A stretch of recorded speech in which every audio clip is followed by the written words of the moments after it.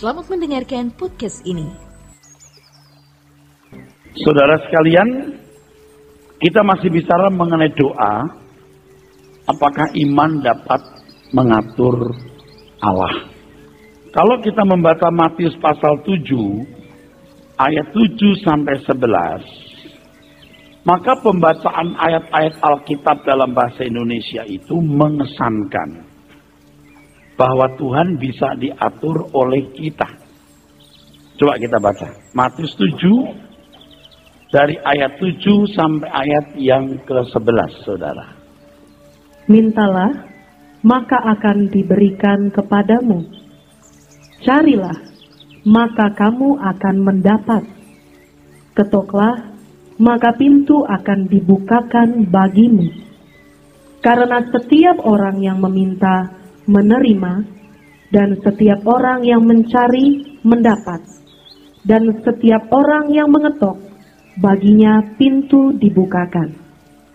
Adakah seorang daripadamu yang memberi batu kepada anaknya jika ia meminta roti, atau memberi ular jika ia meminta ikan? Jadi jika kamu yang jahat tahu memberi pemberian yang baik kepada anak-anakmu, apalagi Bapamu yang di surga, Ia akan memberikan yang baik kepada mereka yang meminta kepadanya. Saya kira bagi saudara yang dari kecil Kristen punya pengalaman yang sama dengan saya. Paling tidak sebagian saudara atau sebagian besar memiliki pengalaman yang sama dengan saya. Memandang ayat itu seakan-akan Tuhan pasti mengabulkan doa kita asal kita minta dengan sungguh-sungguh. Nah ini kalimat ini loh. Mintalah asal sungguh-sungguh. Seakan-akan kesungguhan kita, intensitas kita, desakan kita, itu yang akan membuat doa kita dikabulkan. Permintaan kita diresponi sesuai dengan keinginan kita. Dan itu terpatri dalam jiwa kita. Di situ Tuhan seakan-akan seperti salah satu kontestan pemilu atau seorang calon bupati atau calon kepala daerah yang mencari pengikut. Coba saudara jujur saja, ya menangkap kesan ini. Seakan-akan Tuhan itu mencari pengikut. Ayo ikut aku, nanti doamu ku jawab. Ikut aku karena aku baik. Ikut aku karena aku berkuasa.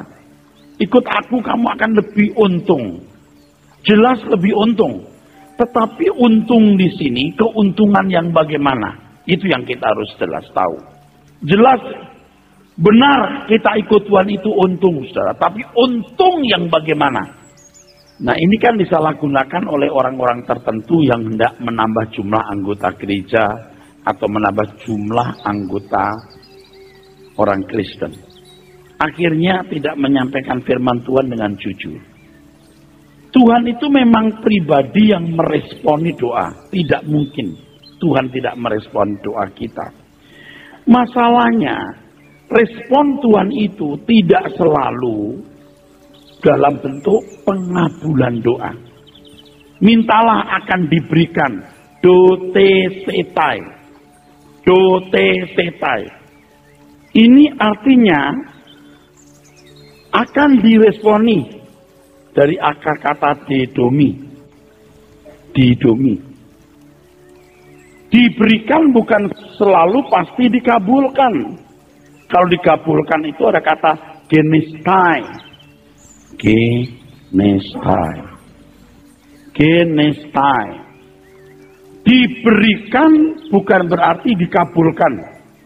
Genestai dari akar kata ginomai. Ginomai bisa berarti dipenuhi atau diperkenankan. It should be granted. Tapi tidak begitu. Diberikan. Artinya diresponi. Dote setai. Dari akar kata didomi. Satu hal yang menarik kalau Alkitab berbicara mengenai doa yang dikabulkan. Saudara melihat ini. Bahwa Tuhan akan mengabulkan doa yang sesuai dengan kehendaknya. Tidak mungkin Tuhan memberikan apa yang itu membahayakan kita. Maka kalimat-kalimat berikutnya kan dikatakan di situ, anak yang minta ikan tidak diberi kalajengking, orang yang minta roti tidak diberi batu gitu. Tapi kalau minta batu, itu masalahnya. Kan kadang-kadang orang tidak tahu ini batu atau roti, ini kalajengking atau ikan gitu. Jadi kalau ada wanita-wanita atau pria-pria yang belum punya jodoh, terus berdoa, Tuhan tolong supaya dia menjadi milikku. Oh Tuhan tolonglah, aku cinta dia. Ada lagunya itu ya. Oh, gini lagunya. Oh Tuhan tolonglah, aku cinta dia. Maksud lo apa sih, kata Tuhan? Kamu cinta, tapi dia itu tidak baik untuk kamu, gitu loh saudara ya. Kan dulu ada satu buku yang terkenal, The Fourth Dimension, dimensi keempat. Itu bukunya hebat dari Paul Choyonggi ya. Yang mengajarkan kalau doa itu harus spesifikasinya jelas. Tidak boleh cuma Tuhan aku perlu jodoh, tidak boleh gitu. Harus jelas. Wanita itu bagaimana tingginya, rambutnya, bakat-bakatnya. Kalau minta sepeda warnanya dan seterusnya jenisnya, gitu saudara. Ya. Dan itu dulu pernah terkenal buku itu saudaraku. Ya. Dan saya termasuk pembaca buku itu dan setuju waktu itu. Tapi setelah saya tua begini, saya mulai berpikir ulang dan saya kurang sealiran saudara. Ya. Sebab kalau orang Kristen yang benar itu kan tidak gampang ya memberikan satu gambaran Tuhan. Aku ingin wanita ya. Kalau bisa dari suku Jawa dan dari Solo yang jalannya seperti singa lapar, yang rambutnya terurai panjang, yang lembut melayani, ya, membukakan kaos kaki, memasangkan kaos kaki, dan seterusnya, yang bisa nyanyi, bisa main piano, yang orang tuanya kaya, masih berdarah keraton. Coba saudara kalau kira-kira begitu itu dulu diajarin begitu.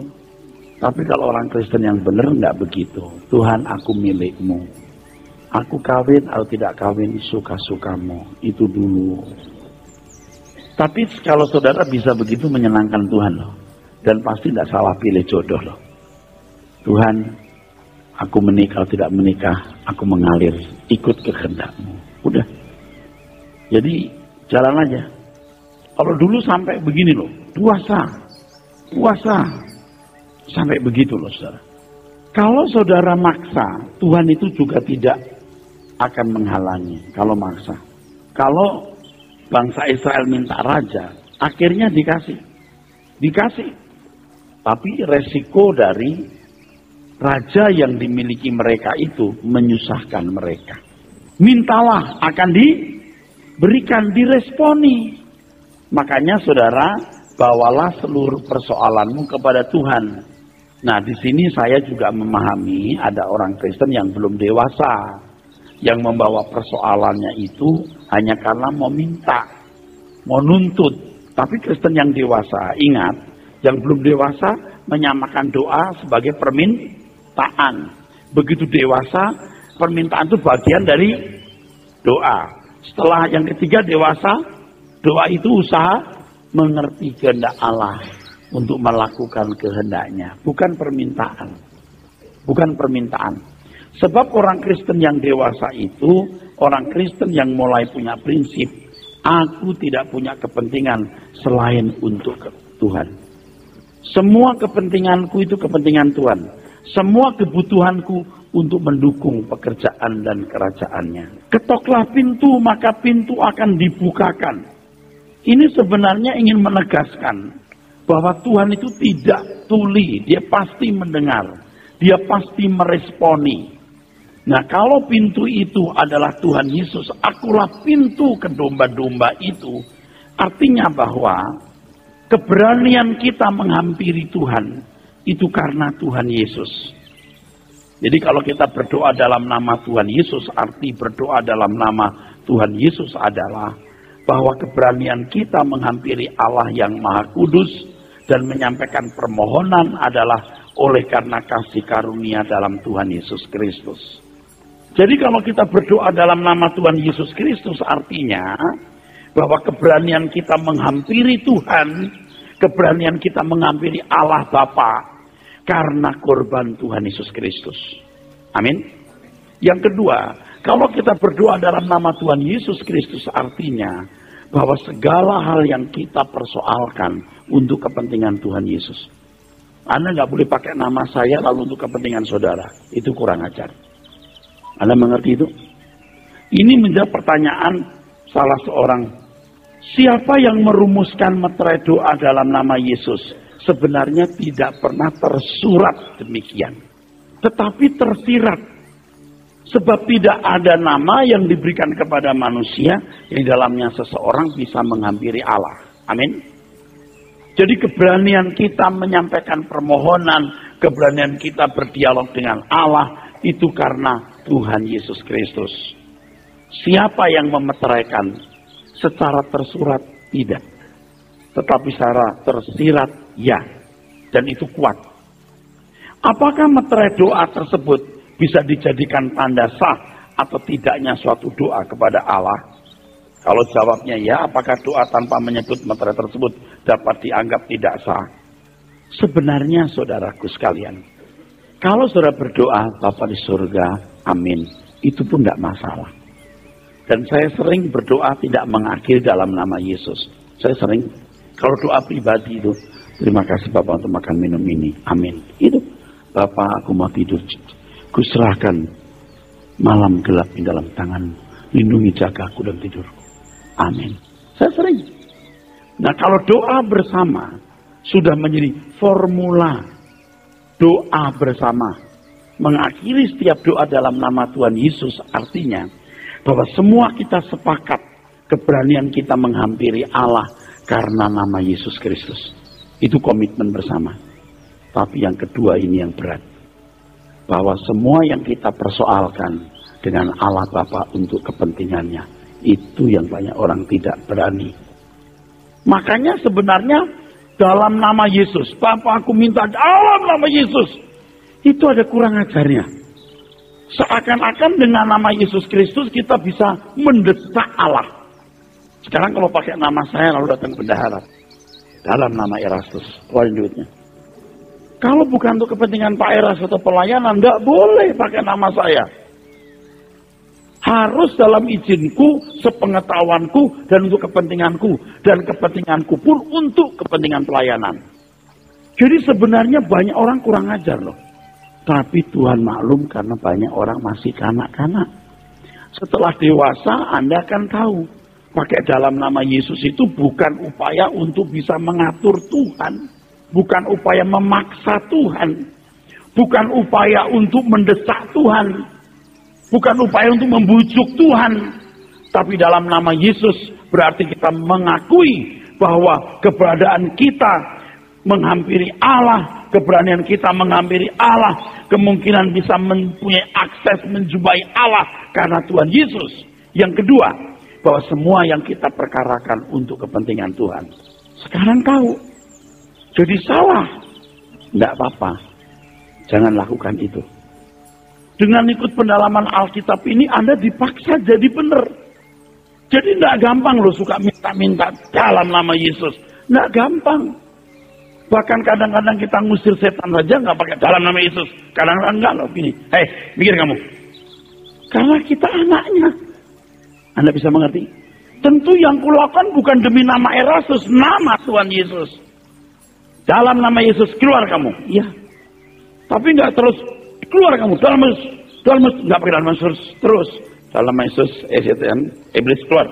Setelah itu keluar kamu. Keluar. Nggak pakai dalam nama Yesus. Artinya bahwa semua yang kulakukan karena otoritas nama Tuhan Yesus Kristus. Kan begitu saudara. Ya. Bila menurut Pak Eras doa adalah dialog antara kita dengan Tuhan. Di mana sifat doa tersebut dua arah. Apakah masih perlu meterai dalam nama Tuhan Yesus? Sebenarnya tidak perlu. Tapi sekali lagi kalau doa bersama. Ini menjadi kalimat doa. di mana kita punya komitmen bersama apa yang kita lakukan dalam nama Yesus, keberanian kita menghampiri Tuhan karena nama ini, kita pakai meterai itu. Kalau sendiri, Tuhan Yesus yang tahu masalah, tolong Tuhan, amin. Nggak dalam nama Yesus, nggak selalu harus begitu. Terimalah berkat, nggak selalu. Seandainya tidak pun nggak apa-apa. Apakah mesti pulang dan sejahtera, terimalah berkat? Emangnya kalau nggak begitu nggak diberkati? Kan enggak. Emangnya kalau begitu Anda pasti diberkati? Belum tentu juga. Kalau enggak, apa nggak diberkati? Belum tentu. Tergantung saudara punya persekutuan dengan Tuhan.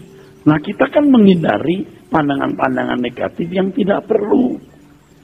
Saya mau nanya, emangnya mesti kalau habis kebaktian terimalah berkat anugerah? Kan nggak perlu. Kita sudah dalam anugerah dan berkatnya. Seandainya cuma terima kasih Tuhan, amin, ya juga tidak apa-apa. Tapi kalau bersama, menjadi doa bersama, pakai dalam nama Tuhan Yesus, amin. Kan ya saudara? Masuk akal nggak? Nah, yang begini-begini terjadi revolusi, dibongkar hal-hal yang tidak biasa didengar. Padahal ini logik, saudaraku. Memangnya kalau Tuhan berkata pulang dengan segala berkat Anda pasti diberkati. Kalau hidupmu tidak lurus kan enggak pantas diberkati. Kalau memang pendeta tidak berkata begitu, memangnya enggak ada berkat. Kan enggak, saudaraku. Tapi kalau itu sudah jadi liturgi kita, sementara kita lakukan. Dengan menyampaikan hal ini, berarti siap-siap ada perubahan. Ketoklah, pintu akan dibukakan, mencari kamu akan mencari yang dicari itu. Yang dicari itu mestinya bukan apa yang kita ingini. Yang dicari itu kehendaknya. Amin. Saya sudah mengatakan, kalau sudah dewasa rohani, berdoa itu usaha untuk mengerti kehendak Allah, bukan minta. Waktu kita masih anak-anak, doa itu permintaan. Agak dewasa, permintaan itu bagian dari doa. Setelah dewasa, mencari kehendak Allah. Saudara beruntung loh mendengar begini, benar beruntung. Gak gampang lagi kalau doa minta-minta, gak gampang. Saudara akan berusaha untuk mengerti kehendak Tuhan dan melakukan. Dan kalau kita belajar melakukan kehendak Allah, itu satu keuntungan dan berkat saudaraku sekalian. Nah, untuk itu saudaraku, tolong kita belajar menghargai kedaulatan Allah. Kedaulatan Tuhan harus dijunjung tinggi. Dan cara kita menghargai kedaulatan Allah adalah memangkas keinginan pribadi. Kan kadang-kadang ada begini loh saudaraku. Ada seminar-seminar mengenai bagaimana doa yang dijawab. Bagaimana doa yang dikabulkan. Gitu-gitu ya. Ya bolehlah. Isinya rata-rata itu teknik-teknik mengatur Tuhan. Dulu pemahaman saya juga begitu. Misalnya ada orang nganggur, belum bekerja. Nasihat kita kan begini, puasa bro, puasa. Loh itu kan nasihat umum yang kita dengar. Puasa bro, puasa. Ini orang-orang yang mau berdagang dengan Tuhan dan sebenarnya ada di luar pagar Tuhan. Bukan dalam lingkungan keluarga Allah. Kalau kita ada dalam lingkungan keluarga Allah, kita nganggur, kita kerja juga untuk kepentingan Tuhan. Amin. Kita mau nganggur, kita mau kerja untuk kepentingan Tuhan. Mau gaji kecil, mau gaji gede, itu untuk kepentingan Tuhan. Aku tidak punya kepentingan selain kepentingannya. Aku tidak punya kebutuhan kecuali untuk pekerjaannya. Saudara kalau punya prinsip ini, saudara orang yang sukses dalam hidup. Anda tidak akan pernah menyesali dengan prinsip-prinsip ini. Anda akan menuai di keabadian. Anda akan bersyukur mendengar kebenaran ini dan melakukannya. Sekarang kita mesti belajar untuk menghargai kedaulatan Tuhan. Kita harus mulai belajar untuk menghargai kedaulatan Tuhan. Bagaimana cara kita menghargai kedaulatan Tuhan? Jangan punya keinginan. Jangan punya keinginan. Kedengarannya ini konyol. Tapi sebenarnya ini adalah yang terbaik. Jangan punya keinginan. Kecuali keinginan itu sesuai dengan kehendak Tuhan. sesuai dengan kehendak Tuhan. Ini perlu pertumbuhan iman dan kedewasaan, saudara, ya. Perubahan-perubahan mindset itu ya, sampai tingkat di mana orang memang hanya mau mengerti kehendak Tuhan. Saya mengatakan ini ya tidak munafik ya, saudara. Saya tidak tahu berapa persen saya masih punya hasrat-hasrat ya. Kalau dulu hasrat saya kan memang diarahkan ke pelayanan ya. Hasrat saya dulu diarahkan ke pelayanan. Sekarang hasrat saya sudah saya pindahkan bukan ke pelayanan, saudara. Kemana Pak? Ke Tuhan. Dulu pikiran saya tujukan ke pelayanan. Pelayanan itu maksudnya begini, ini sebagai contoh soal saja ya, saudara. Pelayanan itu artinya jumlah jemaat. Kirimkan jiwa-jiwa ya Tuhan. Kalau rame senang, kalau sepi malu. Betul nggak? Bikin acara biar rame. Tuhan tolong berkati acara kami, Natal kami, atau Pasca kami, atau KKR kami. Itu loh, bisnis sendiri itu. Nangkep saudaraku? Kita bikin seminar, Tuhan tolong.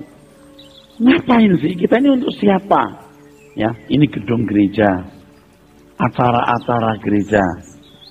Ya Tuhan, kita mau bikin retreat, berkati retreat kami, cukupi biayanya. Itu, ini. Sekarang saya sudah pindahkan dari situ. Nggak ada begitu-begitu lagi. Arahkan ke pelayanan. Apakah berarti saya tidak memiliki kegiatan? Tentu saya punya kegiatan, pasti. Tetapi saudaraku sekalian, Tuhan yang jadi fokus kita baru kita mau mengerti kehendak Tuhan apa. Jangan punya keinginan. Apalagi begini, dulu saya masih bercita-cita pengen ke Eropa Timur. Saya pengen ke Eropa Timur, katanya bagus-bagus itu gedung-gedungnya. Pengen. Sampai hari ini saya nggak keturutan dan sekarang udah nggak pengen lagi. Betul-betul. Tapi kalau mau pergi, pergi saja nanti punya duit. Kalau enggak. Mau lihat Sungguok katanya indah, Korea indah, nanti punya duit pergi nggak apa-apa. Pokoknya apalagi sih? Apalagi? Kan kita nggak pernah berhenti punya keinginan, tapi saya pangkas terus. Yang nggak perlu nggak usah. Dan kalau saya punya keinginan itu harus untuk Tuhan. Misalnya punya radio. Betul-betul Tuhan. Kalau cuma untuk cita-cita saya, visi saya. Setiap provinsi satu radio. Dulu itu saya. Itu bukan Tuhan punya mau. Saya punya mau. Sekarang saya matikan. Enggak. Nah kalau nanti Tuhan buka jalan mau bikin radio. Bikin. Kalau enggak juga enggak. Nah saya mengajak Bapak Ibu itu belajar begitu. Kira-kira rugi enggak? Nah, jadi miskin enggak? Enggak. Kurang seneng enggak? Enggak. Anda bahagia. Kalau aku mau ganti handphone, bukan karena keren. Karena aku butuh handphone dan itu aku butuhkan untuk pelayanan. Apa? Saya pengen punya rumah Pak di daerah ini. Enggak usah. Punya duit beli, enggak punya duit enggak usah cita-cita apa-apa. Jalani saja hari. Saya pengen Pak anak-anak saya sekolah. Nah itu bener.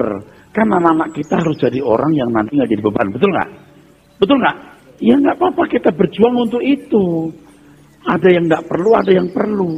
Aku pengen anak saya sudah satu anak, satu mobil, itu nggak perlu. Karena bis masih bisa. Tapi itu bahaya kalau lewat jalan ini, kalau malam, oh ya itu perlu ya. Lihat kasusnya. Jangan gampang punya keinginan. Kalau Anda nurut apa yang saya katakan ini, Anda baru bisa hidup dalam kedaulatan Tuhan. Amin ya? Mau ngapain? Kalau Anda misalnya menikah belum punya anak, ya Tuhan, kalau aku punya anak puji Tuhan, nggak punya pun nggak masalah, anak orang aja diambil, itu pun nanya Tuhan dulu boleh nggak aku adopsi anak? Kalau nggak perlu, jalani saja. Kalau anak muda, gimana? Tuhan aku mau cita-cita, boleh, karena kamu harus punya cita-cita, tapi sesuai kehendak Tuhan. Nggak boleh kamu jadi orang miskin, nggak boleh kamu nganggur, nggak boleh kamu jadi orang yang nggak berguna, harus semua juga untuk Tuhan.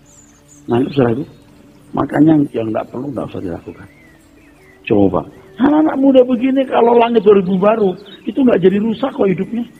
Iman itu apa? Iman itu penurutan terhadap kehendak Allah. Iman itu bukan positive thinking. Mintalah sungguh-sungguh. Kalau sungguh-sungguh Tuhan kabulkan. Gila loh. Tapi untuk orang Kristen baru, sering dimaklumi itu. Tapi Kristen yang dewasa, bukan kehendakku yang jadi Bapa, kehendakmu lah. Emangnya Pak Eros nggak begitu? Saya begitu dulu, sekarang baru belajar bertobat. Dan saya terus mematikan keinginan daging saya. Saya punya peluang buat kaya, buat terhormat, saya punya peluang. Tapi saya nggak mau pakai itu untuk kepentingan saya. Saya udah kapok. Kenapa? Gue takut mati. Mati ketemu Tuhan, lalu saya nggak berkenan, saya takut. Makanya saya belajar menyelesaikan soal-soal saya hari ini. Saya selesaikan. Sekali ada keinginan yang Tuhan tidak kehendaki, saya buang. Setiap menit saya harus belajar benar. Kalau salah saya minta ampun. Seolah-olah saya sedang direkam nih. Nanti dilihat semua orang supaya nggak malu. Betul nggak? Begitu saya. Yang saya ajarkan ini bukan buat Anda jadi pesimis hidup, nggak giat. Nah, Anda kan giat. Memaksimalkan potensi, kerja keras, sekolah jadi juara. Begitu, unggul. Semua untuk kemuliaan Tuhan. Betul nggak, saudara? Jangan punya keinginan kalau itu bukan kehendak Tuhan. Dengan cara begitu Anda baru bisa berdaulat di hadapan Tuhan. Tadi Pak Ras ngomong saya pinter. Di konteks ini saya pinter karena saya belajar dari Tuhan Yesus. Kalau saya bodoh, Tuhanku bodoh. Yang saya ngomong bukan ilmu saya loh, ilmunya Tuhan loh. Tuhan itu saya ngomong bukan kehendakku, Bapak kehendakmu lah. Emangnya gue punya? Bukan. Tuhan punya, gue cuma ngambil doang. Tuhan ngajarin bukan kehendakku yang jadi, Bapak kehendakmu lah. Begini loh saudara, coba yuk pikirkan baik-baik. Kalau di dunia kita mau nurut, mau ngalah, ya udah Tuhan kehendakmu yang jadi. Itu nggak lama sampai kita punya iramanya Tuhan. Nanti akhirnya semua yang kita ingin itu kehendak Tuhan. Itu pun kita indah. Begitu kita mati, masuk ke langit baru bumi baru. Di situ nggak ada dosa lagi. Ingini apa yang kamu ingini. Boleh, apa aja boleh. Tapi waktu itu nggak mungkin kita mengini yang boten-boten. Karena di dunia sudah berlatih untuk kehendakmu yang jadi, bukan kehendakku. Kehendakmu lah Bapak makan nanti di langit baru. Ketika diumbar, apa yang kamu ingin lakukan. Nggak lakukan lagi yang tidak. Kita pasti melakukan kehendak Allah. Saudara, saya kasih tahu ya, ini menyimpang dikit. Di fisik tubuh kita ini masih banyak misteri belum bisa diungkapkan 100%. Setuju? Kalau Anda belajar tata surya, langit-langit yang tak terbatas, setiap planet punya kekuatan magnet yang berbeda, berputar pada porosnya, tapi juga pada lintasannya. Tidak tabrakan, kita kagum. Tidak mungkin yang diciptakan. Ada yang kecepatan sekian detik itu 250 km. Waduh, kayak apa cepatnya? Lalu gimana Tuhan mengaturnya? Waduh, hebat bener. Saya masih terus baca-baca begitu. Aduh, kagum bener ya. Nah, kita ini kecil nih. Kecil. Debu dalam debu. Kok mau belagu loh? Lebih baik kita berkata kehendakmu yang jadi, Bapa bukan kehendakku. Ditekuk begitu. Jadi kita tidak pernah bermaksud mau mengatur Tuhan. Tapi kita diatur Tuhan. Kan kita sudah lama diajar. Kalau saya mengajar, imani, klaim. Kalau kita minta dengan sungguh-sungguh. Jadi sungguh-sungguh itu membuat Tuhan itu kantongnya terbuka. Karena kita sungguh-sungguh. Itu sudah konsep lama. Imani bro, imani. Seakan-akan kamu sudah mendapat, pasti mendapat. Sampai ya, saya beberapa kali dulu, bukan sekali loh. Bukan sekali, beberapa kali. Pengkhotbah kesembuhan itu loh. Walaupun kau belum sembuh, kau yakin kau sembuh. Sementara kau maju ke mimbar, kau sembuh. Untuk menutup malu si pembicara, daripada kurangan ada kesembuhan, udah yakin.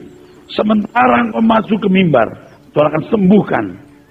Nah kalau belum sembuh dipaksa sembuh, yang tadinya nggak bisa berdiri karena psikologi ya, paksa kan biasanya kan, udah gini, ya, udah nggak sanggup begitu, sembuh, dia nekat begini, sembuh, padahal pulangnya didorong lagi pakai kereta. Aduh, dulu saya ikut praktek begini saudaraku sekalian, dipaksa, setelah itu didorong pakai kereta lagi. Aku nggak ngerti saudaraku, tapi maaf ya saya nggak terlalu jauh, karena cepat berbalik. Karena saya stres, kok begini ya? Nurani saya mengatakan, kok begini ya? Tahu nggak yang membuat saya sempat ternyuh? Nggak akan saya lupa seumur-umur. Di Kemayoran pada waktu KKR Benihin, kesembuhan Benihin. Tahun berapa saya lupa. Waktu pertama itu luar biasa kesembuhan. Kedua kurang. Ketiga makin kurang. Kalau Morris Surulu memang wah luar biasa. Tahun 1979, saya masih muda, saya berdiri di depan itu platform. Jadi yang jaga itu platform. Padahal badan gede-gede amat, cuma nekat aja. Kan di depan panggung itu ada kursi roda orang. Itu mah nggak bisa dibohongi. Sementara Morris Surulu khutbah berdiri, betul-betul berdiri. Saya menyaksikan orang berdiri sebelum didoakan. Orang buta melihat, saya menyaksikan sendiri. Orang histeris karena melihat itu. Kan dari buta melihat itu histeris loh. Tapi datang yang berikutnya makin kurang kesembuhan. Nah yang paling ternyuh waktu di Kemayoran Benihin yang keberapa. Saya tidak mencela Benihin, ini nggak ada pencelaan pada pendeta manapun. Ini fakta yang saya lihat. Kalau analisa saya salah, maaf. Ini yang saya lihat. Jadi yang berikut itu makin kurang banyak dibanding pada awal-awal tahun 1979. Itu hujan pun didoakan berhenti seketikanya sekeliling Gelora. Itu saya di situ, saudara. Kalau kita Benihin mendoakan sapu tangan dibuang semua sampai setumpuk-tumpuk. Lalu gimana orang ambil lagi? Wah itu saya nggak ngerti juga. Nah ternyuh saya adalah ketika orang-orang membawa orang sakit, mereka pulang, itu ternyuh saya lihat. Didorongin. Saya lihat. Terus ada yang kayak sedih, kayak mau nangis gitu. Sedih malu bawa. Ternyuh saya lihat gitu. Aduh kok begini ya. Sekarang biar lumpuh Bu, Tuhan nggak sembuhkan. Di surga you punya kaki lagi dan selamanya. Bukan saya tidak berani percaya. Saya tidak berani tidak menghormati Allah Bapakku. Saya akan berusaha mengerti isi hatinya. Berusaha. Kalau Bapak nggak suruh bilang, sembuh kamu. Saya nggak boleh sembarangan ngomong. Kalau Petrus berani berkata, ingat Petrus itu kan pada awal-awal gereja mula-mula. Perlu tanda-tanda untuk membuktikan Yesus anak Allah betul-betul bangkit. Amin. Dan Petrus itu kalau berkata langsung, sembuh kamu. Dia jalan, bayangannya orang, sembuh. Anda mengerti itu? Tapi Anda ngerti, ketika Petrus sudah di Roma, ada nggak kesembuhan? Nggak ada cerita kesembuhan lagi. Yang ada dia disalib dengan kepala di bawah, dan Tuhan tidak menolong seakan-akan. Mengerti saudara? Yang jelas analisanya dong. Nah kedaulatan Allah ini harus dijunjung tinggi. Iman bukan untuk mengatur Tuhan. Iman itu bukan positive thinking. Asal yakin bahwa sesuatu akan terjadi. Makin yakin makin akan terjadi. Itu salah. Allah tidak bisa dipaksa. Bagaimana Yakobus 5? Kita baca. Yakobus 5 ayat 14 sampai ayat yang ke-18. Saudara baca. Kalau ada seorang di antara kamu yang sakit, baiklah ia memanggil para penatua jemaat, supaya mereka mendoakan dia, serta mengolesnya dengan minyak dalam nama Tuhan. Dan doa yang lahir dari iman akan menyelamatkan orang sakit itu, dan Tuhan akan membangunkan dia. Ingat, doa yang lahir dari iman. Yang jadi persoalan di sini, lahir dari iman itu apa? Ini. Kuncinya di situ, terus. Dan jika ia telah berbuat dosa, maka dosanya itu akan diampuni.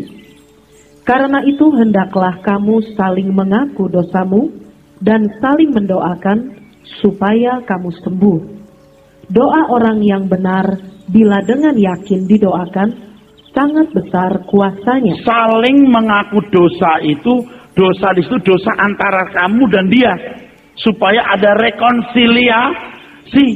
Ini dosa tahun kapan diomongin? Bener-bener loh. Dan banyak orang gak siap mendengar pengakuan dosa itu. Nah, kan ada gerakan-gerakan yang sekarang ini begitu kem-kem gitu. Lalu dengan bangganya tuh pendeta yang ngaku dosa. Semua kita punya dosa tahu. Dan saya ingatkan satu hal ya. Begitu Tuhan mengampuni, Tuhan melupakan. Dan juga berhak membangkitkan lagi. Kecuali dosa itu masih kamu lakukan, kamu bikin dosa terus menerus, kamu mesti mengaku sudah berhenti. Kalau sudah berhenti kau bertobat, Tuhan mengampuni, Tuhan melupakan. Ini ditafsirkan salah. Tapi saya ngomong, nggak ada temennya saya. Kalimat mendoakan dengan iman. Dengan iman itu apa? Seakan-akan pokoknya kalau majelis datang rame-rame, mendoakan dengan iman. Punya iman nggak majelis itu? Coba jujur. Berapa banyak majelis yang kumpul mendoakan orang sembuh? Nggak banyak, tahu nggak? Apa itu firman salah? Pakai minyak. Saya bukan anti minyak loh. Terus? Elia adalah manusia biasa, sama seperti kita. Dan ia telah bersungguh-sungguh berdoa supaya hujan jangan turun. Dan hujan pun tidak turun di bumi selama 3 tahun dan 6 bulan. Ini konteksnya melawan penguasa yang palsu, melawan nabi-nabi palsu, melawan orang-orang jahat, melawan penguasa lalim. Konteksnya untuk kemuliaan Tuhan. Coba berapa banyak kita yang sungguh-sungguh hidup untuk kemuliaan Tuhan. Kalau enggak bisa dong. Hanya sungguh-sungguh untuk kepentingan diri sendiri.